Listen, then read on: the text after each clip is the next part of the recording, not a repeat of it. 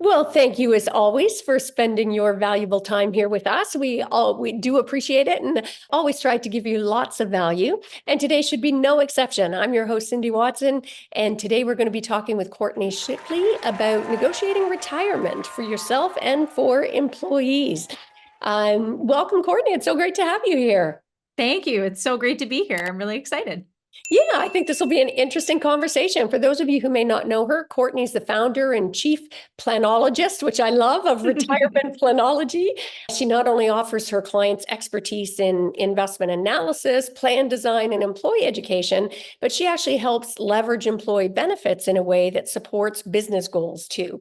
She holds so many designations, we probably don't have time to talk about all So of many, so many. accredited investment fiduciary, a chartered retirement plan specialist, a certified plan fiduciary advisor, certified exit planning advisor. That's something I definitely have not paid enough attention to, that all-important exit plan. And Yeah. she's also the president of the Retirement Advisor Council and has earned well-deserved accolades as top woman advisor, Napa Young Gun, FT Top 401 advisor.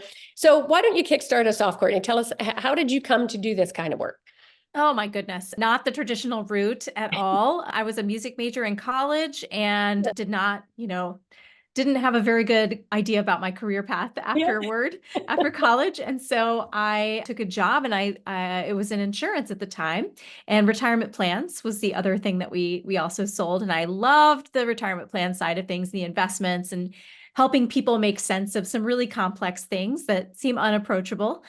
And so I just figured out a way to make an entire career out of that and won the lottery on bad bosses for a while, as many entrepreneurs do. Yeah. And then went out on my own, starting Retirement Planology in 2014. So, Very cool. mhm. Okay. What instrument, if you don't mind me asking? Oh, trumpet player. Yeah, Oh, good. Oh I my. I know. clarinet myself, but which nobody ever uses again in their life. So I don't know what That's I'm right. thinking, but so why don't you tell us, It's why does retirement planning matter? I think so many people sort of push it off as a, what try yeah. otherwise. Retirement's for old people. We hear Yeah. that a lot. Why do we want to think about that now? And kind of follows the Franklin Covey principle, I think it is, that will begin with the end in mind. Is that who said that, I think? If you don't have a goal or you don't have a path, then any path will get you there. And so from the Cheshire Cat when Alice in Wonderland. So, if you want to continue working for the rest of your life, that's totally fine. There's no one who's going to tell you you can't do that, perhaps. But if you do not want to show up at a job to get a paycheck anymore, then you're going to you need to start thinking about how you'll make your own paycheck Yeah. later in life. And we don't, everybody has a different idea about what retirement means. Some people say, oh, it's where I get to travel. It's where I get to hang out with my grandkids. Or, I'm just going to putter about and do my thing. I'll whittle. You hear all kinds of fun things. I'll buy a fishing boat.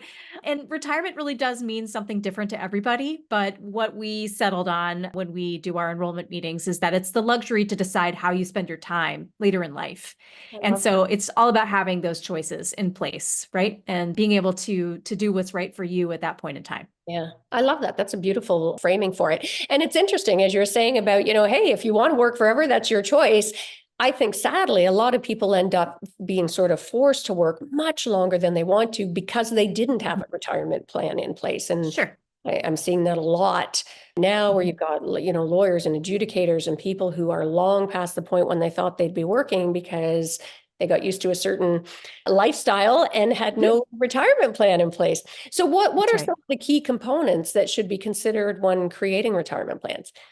So the first is, what are you going to be receiving, like from Social Security, or if I know you have an audience in Canada as well, so there may be something that's similar. So Yep. what is it that you plan on that's government provided? The next thing would be, what are you doing on your own in order to save for your own retirement? Are you going to do something individually? And then there's the corporate sponsored plan.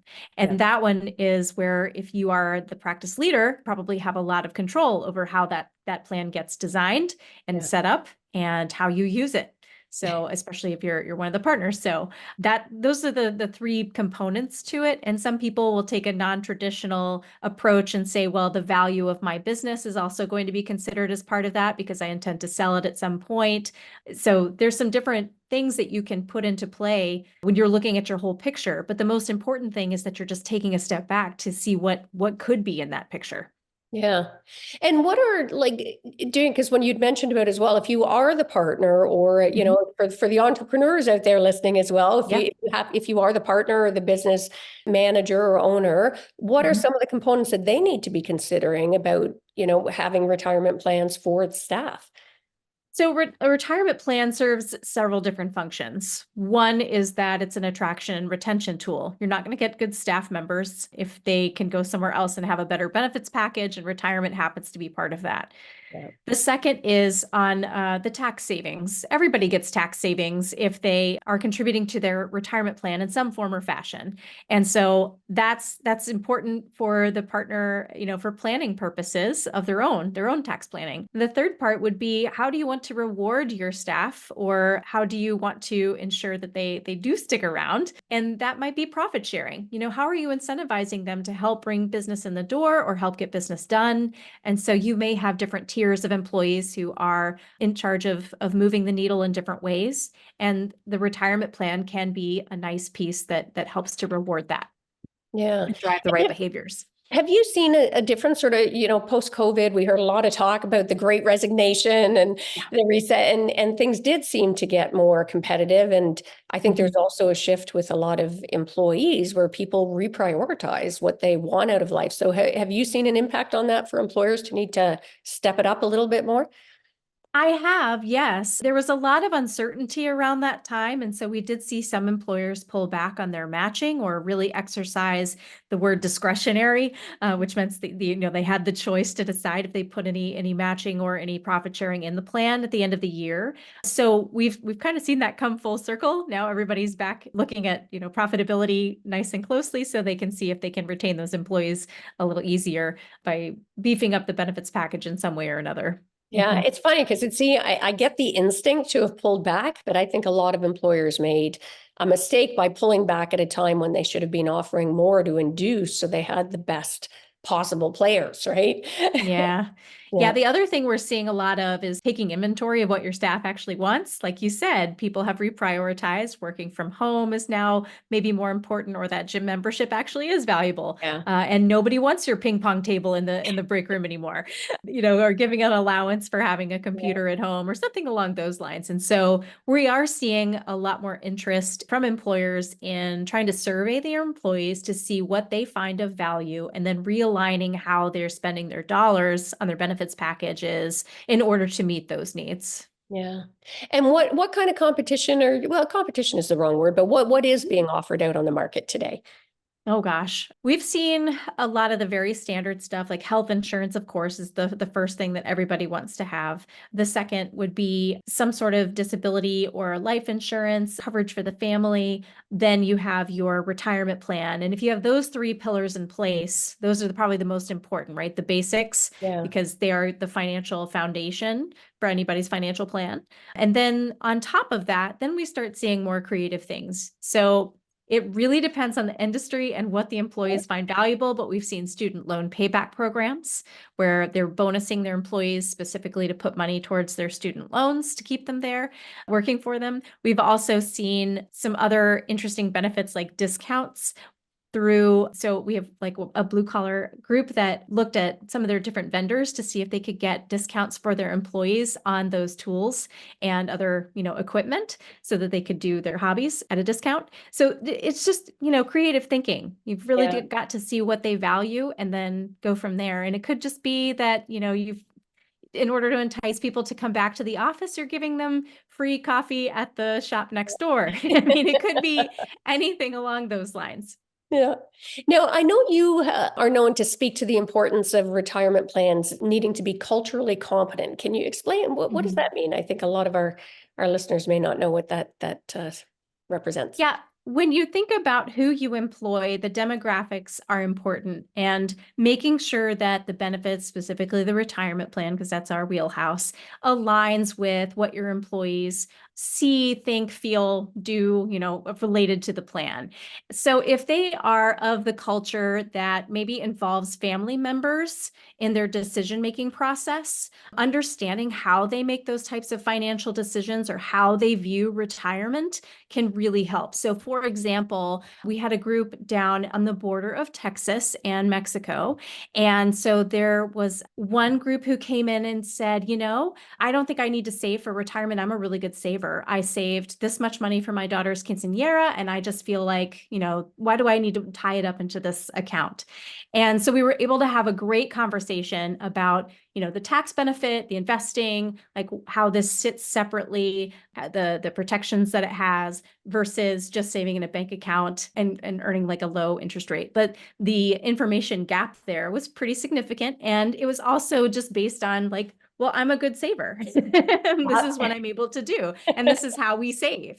So being very considerate about who your people are and getting the right message across. And so we've seen in marketing where we don't have the right group of people on the front cover of the brochure, right? Okay. They don't look like me, therefore this must not be for me. Or talking about retirement in terms that maybe that culture doesn't even recognize as possible. So there's lots of different nuances in the messaging for just considering how you're talking to people about retirement that need to be considered so that we are more inclusive and so that everybody feels like this benefit really is for them and they can see themselves in it. Oh, and thanks for raising that. We pay a lot of lip service these days to DEI, that diversity, equity, and inclusion, and yet there are gaps. There are still some big gaps, and that's one, like you said, I'm just being sensitive to what retirement means based on different demographics within the workplace and beyond. Now, you'd mentioned industry before that it depends, and I'm curious, just obviously having practiced law for a long time, how do lawyers sit on that? Because I do find they tend to sometimes be slow. They're very old school. We still have very traditional models. I'm trying to drag them kicking and screaming out of that to a better way to hence practicing with purpose. But I'm wondering how do they score, if you would say, on this issue? Yeah, so there's a lot of really interesting things about law firms. Like you said, the career of a lawyer can be very long. And there's a lot of lawyers who really love their job and find a lot of fulfillment from it. And so maybe retirement for them looks like stepping back. And it looks like the transfer of institutional knowledge and still being there as, I call it like the brain surgeon who gets called in for the really tough stuff and the rest of the staff deals with kind of the day-to-day. We also have seen where they will set up some pretty creative plans in order to max out what they can save. So cash balance plan being coupled with a 401k plan, for example. We've also seen that they ask a lot of questions. Shocking. They want to know all of the information. And so we set aside some extra time in our enrollment meetings, typically, just to make sure we get everything covered. But they love the one-on-one interaction. And so we almost always have the option for people to meet with us one-on-one to talk about their situation. Now, that's the lawyers. Then you have the paralegals. They're slightly different, and they are usually a little bit more intimidated by the investing side of things, and they want to ask some more questions about that. And then maybe you just have like the office support staff, same deal. And they are, that's where your retention probably comes in, is that those are the very important people that are the backbone of the company. So making sure that they really understand and appreciate the plan and know when they're eligible to get in it, that's really important. So that's typically what we're seeing with law firms. But I mean, once we get over that hump of, like you said, the very traditional mindset of, hey, this is how creative we can be with this plan, and this is how we can take care of your staff and make this valuable, then they are on board 100%. That's great. Now, what industry have you found are sort of leaders on this, who are ahead of the curve and more proactive, I guess, for want of a better term? Or is one that stands out?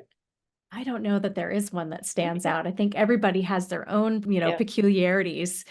Yeah, I don't know that there's exactly one. Uh-huh. Now, do you find that most individuals, like, you don't have to give me an exact number in terms of percentage, but do individuals step up to take care of their own retirement planning needs in your experience, or do you find that most are just dependent on whatever plan the employer puts in place? So we are seeing from surveys more and more that employees are relying on their employer in order to, give them that level of financial education and the benefit. And so I would say you can definitely subdivide out by generation about what Yeah. each one thinks or how they approach the retirement plan. Your baby boomer generation, 401ks were new. So Yeah. a lot of them were a little bit late to the game, but did well in them. Then you'll see like Gen X hasn't saved enough. Typically, the next level down would be millennials, and they got lectured by their parents. You will sign up for this 401k plan. Everybody from millennial below has gotten that lecture, and they are like, oh, I'm supposed to sign up for this. And they're listening. Shocking. Yeah. And we're seeing more and more that they expect automatically to be enrolled. Like, Yeah. why do I have to fill out the paperwork? Amazon Oh, tells me funny. what I want to buy next. Like, how come I have to go in and do this? Yeah. So they love the default provisions. And for the most part, people rarely opt out of those, like defaulting them into the plan, and they Yeah. appreciate it. And they appreciate an automatic increase at some point too. So it's very interesting.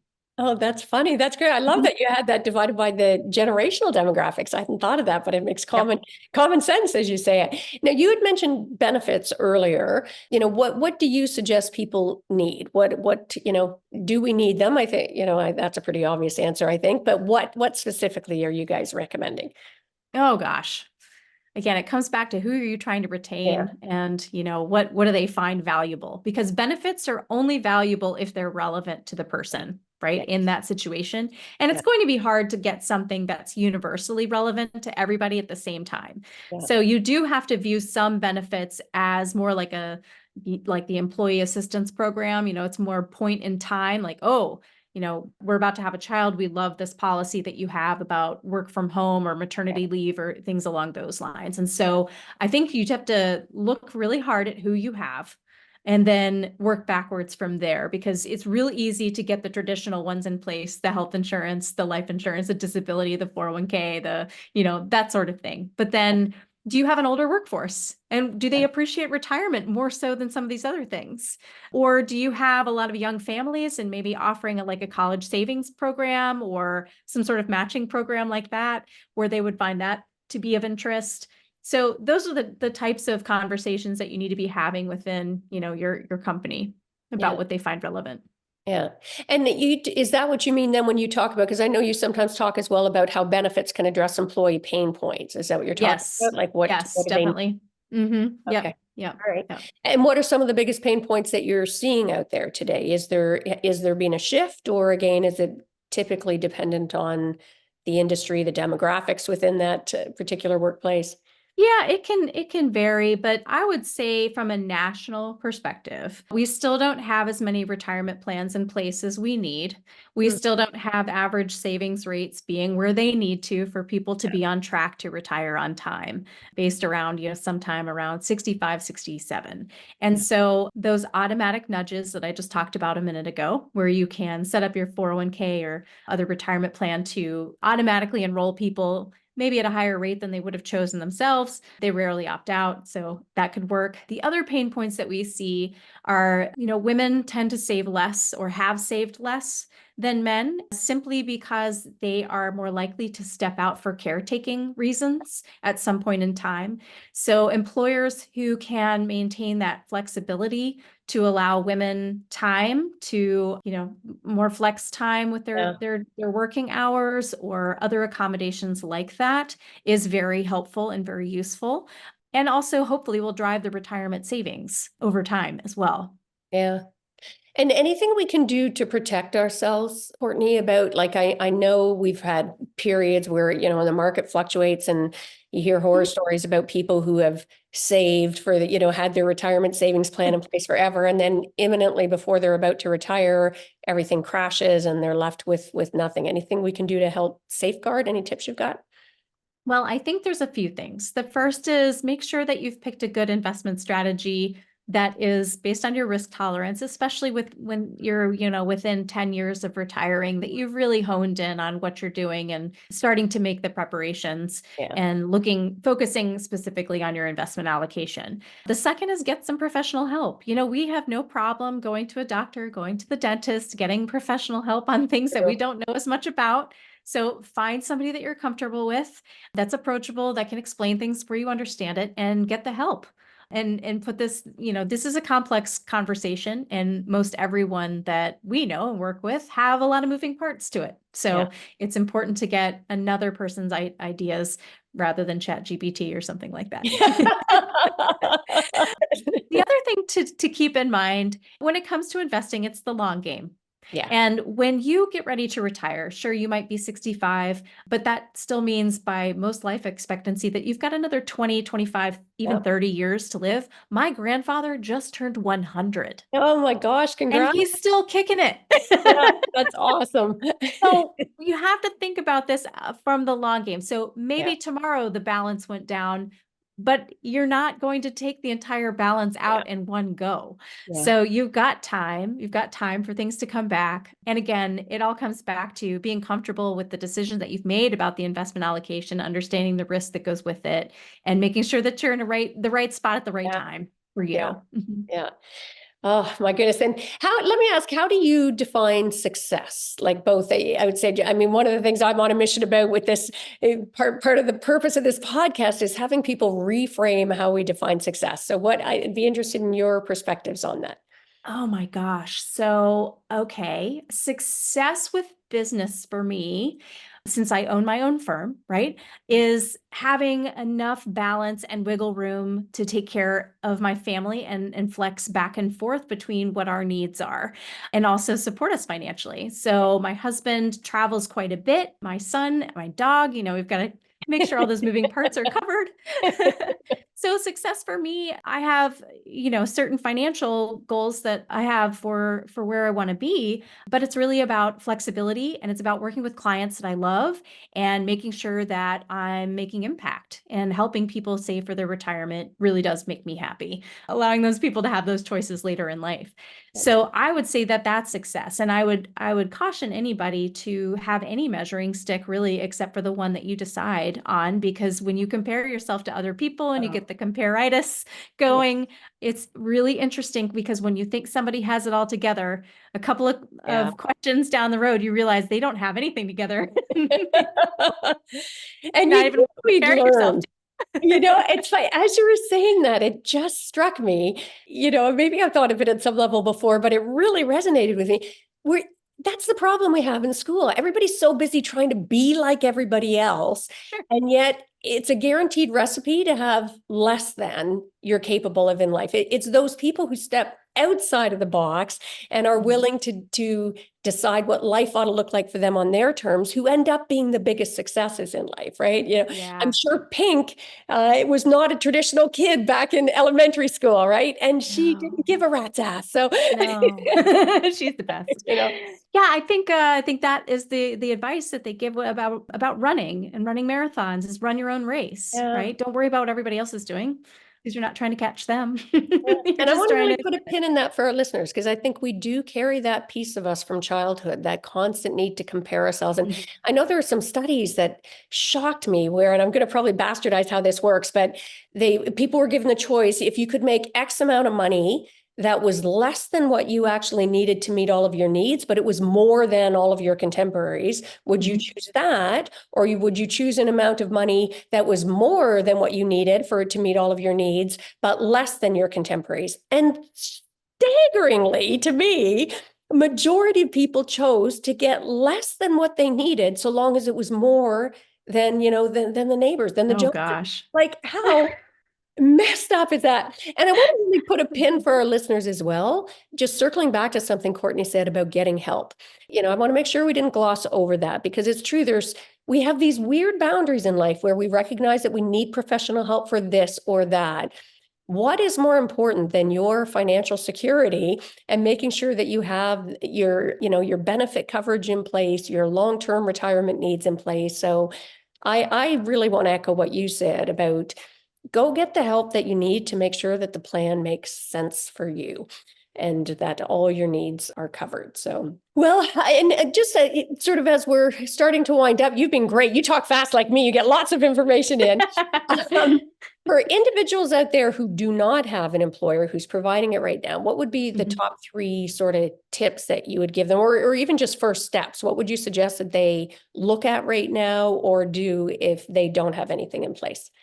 If they don't have anything in place, I would encourage, and they don't have any leadership say over being able to start the retirement plan, I would say to talk with whoever the managing partner is or HR and say, hey, we really do need to have something in place. This would be great for us, and work on it from an internal standpoint.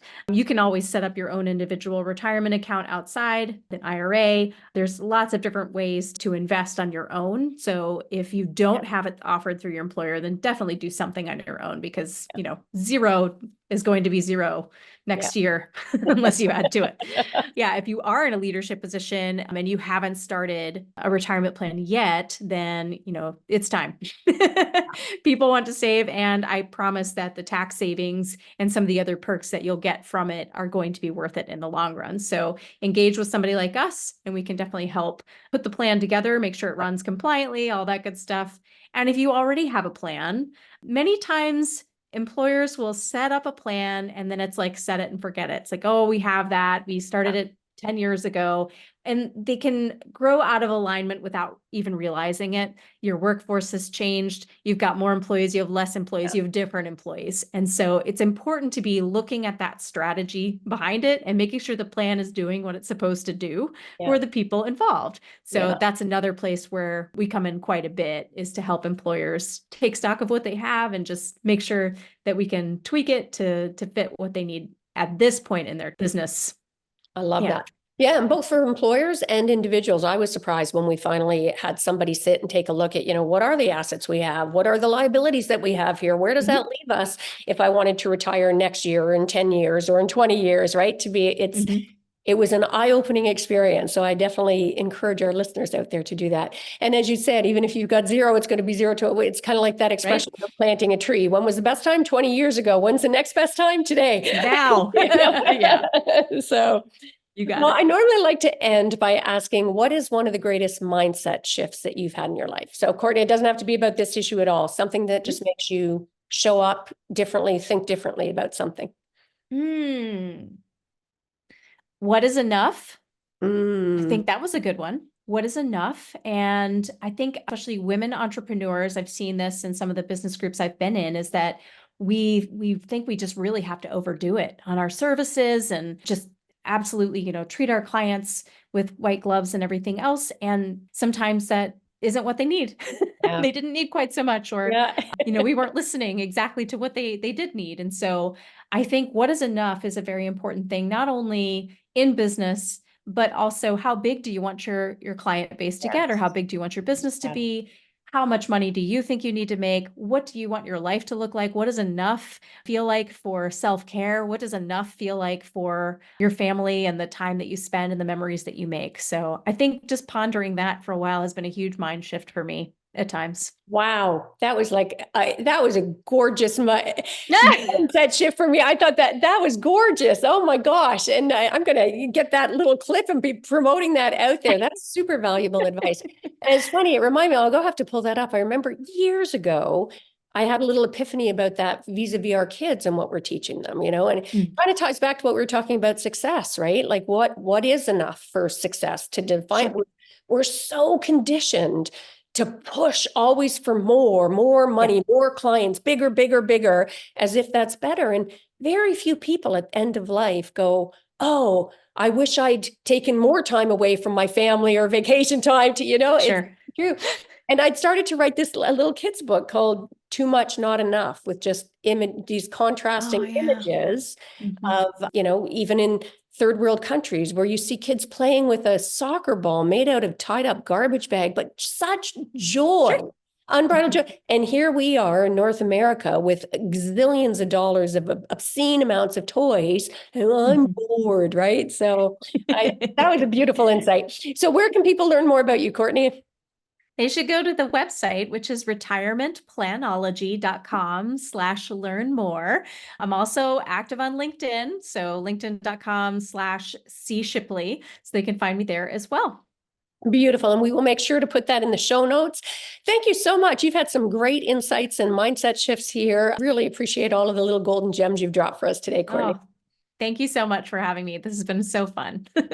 And for our listeners, I have no doubt you got lots of value from this episode. Make sure to subscribe if you haven't done that, and give the gift of sharing as well. Share this episode with other people who maybe are putting this on the back burner that you know of, who could use this little nudge to maybe make this a priority.